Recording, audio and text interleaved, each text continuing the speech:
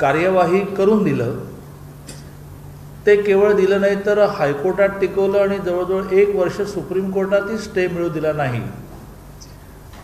ते आरक्षण मराठा समाजाला कधीच आरक्षण मिळू नये असं वाटणाऱ्या काँग्रेस राष्ट्रवादीने अक्षरशः त्या आरक्षणाचा खून केला, मुर्दा पाडला, माती केली त्या आरक्षणाची. आता याचे सगळे पुरावे समोर येत आहेत. 600 पानी 500 ऑड पानाचं जे सुप्रीम कोर्टाचं जजमेंट आहे, निकालपत्र आहे, ते वाचल्यानंतर पॅरेग्राफच्या पॅरेग्राफ असे लक्षात येतात की याच्यामध्ये या शासनाने जिद्दीने, छत्रपती शिवाजी महाराज ज्या जिद्दीने हा किल्ला आता सर करायचा, अशा जिद्दीने उतरून सगळी पूर्वतयारी करायची, तशा जिद्दीने काही यांनी केस लढवली नाही. आणि त्यामुळे भारतीय जनता पार्टीने मराठा समाजाच्या हितासाठी हे आरक्षण मराठा समाजाला पुन्हा मिळावं यासाठी विचार करण्यासाठी एक समिती नेमली आहे.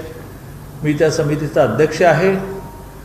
माननीय आशिषजी शेलार, माननीय प्रवीणजी दरेकर, माननीय विनायकरावजी बेटे, माननीय नरेंद्रजी पाटील, श्रीकांत भारतीय अशी ती समिती आहे. त्या समितीची आज पहिली बैठक झाली की या सगळ्या परिस्थितीमध्ये काय करायचं. मराठा समाज एकटा पडलेला आहे.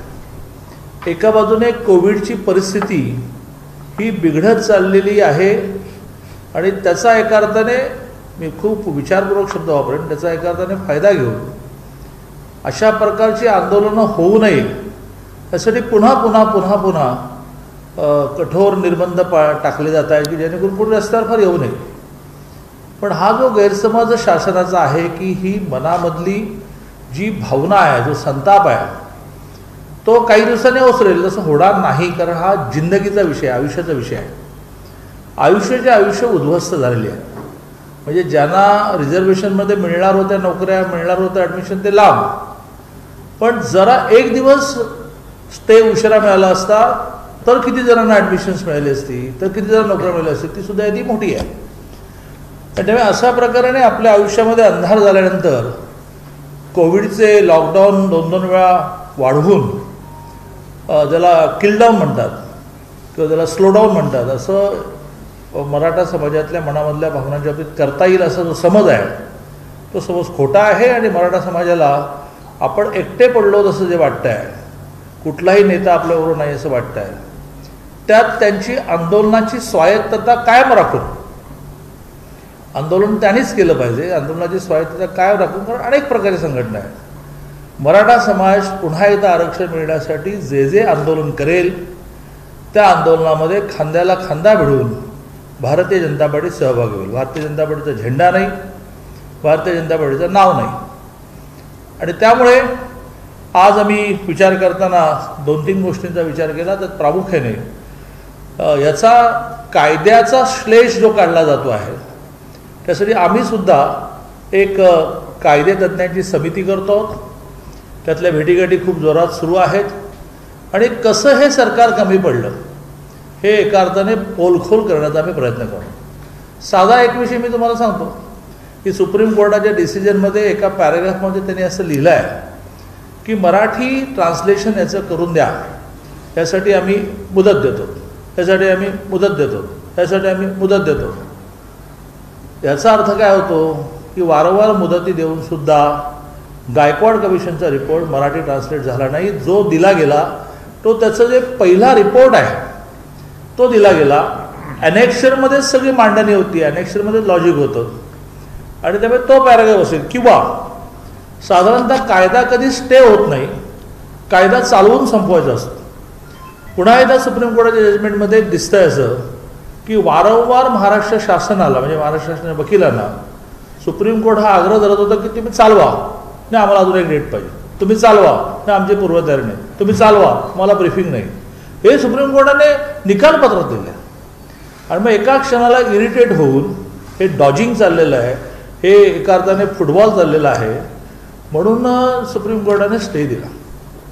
तो स्टेसुद्धा वर्षभर केस चालली आणि मग मिळाला असतं तर वर्षभरातल्या अनेक ॲडमिशन्स आणि अनेक नोकऱ्या होऊन गेल्या असतं, कारण स्टे नाही.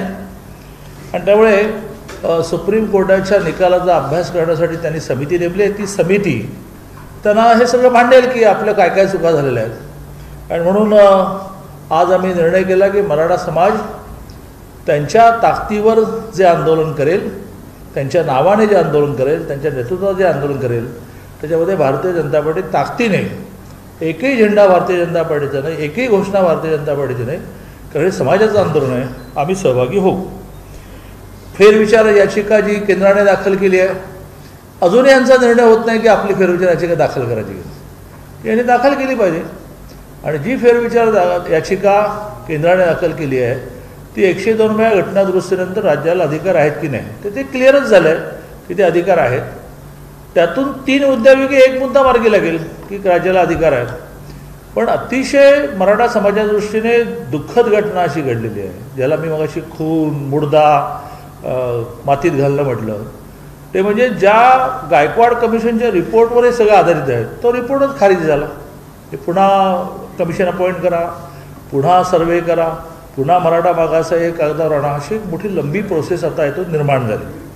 आणि त्यामुळे महाराष्ट्र शासनाने 102 वेळा घटना दुरुस्तीच्या बरोबरीने एकूण निर्णयाची सुद्धा फेरविचार याचिका दाखल केली पाहिजे. असं आहे की ही 102 वेळा घटना दुरुस्ती व्यतिरिक्तची जी फेरविचार याचिका आहे तो राज्याचा विषय असल्यामुळे किंवा आमचा मागास आयोग गायकवाड कमिशनचा रिपोर्ट का फेटाळला, गायकवाड कमिशनच्या रिपोर्टमध्ये 2 भाग आहेत. मराठा मागास कसा हा भाग आहे आणि 50% अभाव का हे पण आहे त्याच्यामध्ये. आमचा रिपोर्ट का फेटाळला लागेल, ही याचिका केंद्र कसे काय दाखल करेल, ती याचिका राज्य सरकारला दाखल करायला लागेल. तर त्यासाठी त्यांनी समिती अपॉइंट केलेली आहे. 600 पानाचा अभ्यास करायला 15 दिवस समिती अपॉइंट केली. ती समिती त्यांना काय सल्ला देईल माहीत नाही, परंतु 50% अभाव जायला आम्हाला परवानगी द्या आणि मराठ्यांना मागासपणाला परवानगी द्या, ही पुनर्विचार याचिका, फेरविचार याचिका, रिव्ह्यू पिटिशन हे महाराष्ट्र शासनानेच दाखल करावं लागेल, कारण तो महाराष्ट्र शासनाचा